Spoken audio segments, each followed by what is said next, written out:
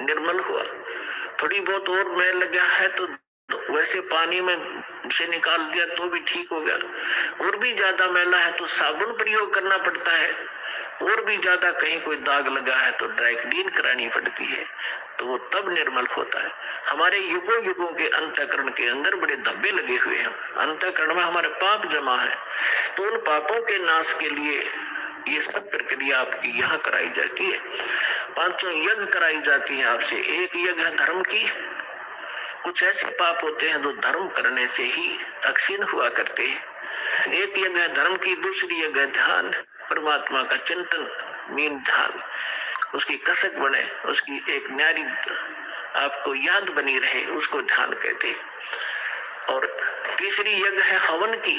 यहाँ पर एक ज्योति यज्ञ किया जाता है, ज्योति हवन किया जाता है, कराया जाता है। तो तीसरी यज्ञ हवन की, चौथी यज्ञ प्रणाम, दंडोत प्रणाम कराया जाता है, जिससे अहंकार नाश होता है और कुछ पाप इस प्रणाम यज्ञ से ही नाश होते हैं।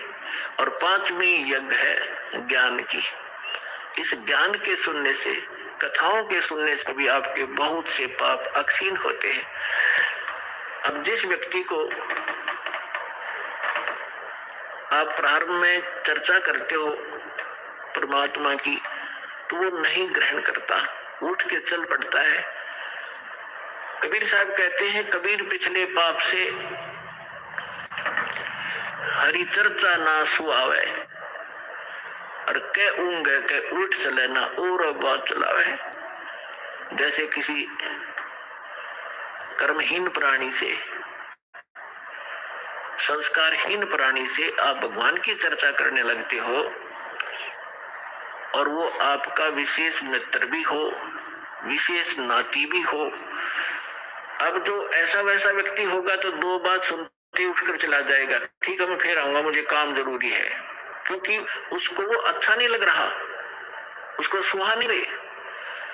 और कोई ऐसा मित्र होगा कि उठ नहीं सकता तो नींद आने लग जाएगी, लटके लेगा थोड़ी देर में। या फिर कोई विषय बदल देगा कि सुन मेरी बात सुना सा, वहां फलाना था, सा फलाना था, वहां जाना है, वहां चलेगा। वो सुन ही नहीं सकता क्योंकि उसको अच्छा नहीं लग रहा। तुलसीदास जी कहते हैं, तुलसी पिछले पाप से हरि चर्चा ना भावे। भाव माने अच्छी नहीं लगे। जैसे कहते हैं मैंने, मुझे रोटी नहीं भाती, मुझे नहीं अच्छी लगती। तुलसी पिछले पाप से हरि चर्चा ना भावे, और जैसे जवर के वेग से भूख विदा हो जाए। अब जिस व्यक्ति को बुखार हो गया हो, जवर हो जाए, मलेरिया, तो उसको कोई भी पदार्थ है वो कड़वा लगता है, महसूस होता है। जैसे रोटी खाएगा, एक ग्रास नहीं खा सकता, वो कड़वा लगता है, थूकने को दिल करता है। ना काजू खा सकता, ना किशमिश खा सकता। मनुष्य दाग को भी कड़वी बताता है।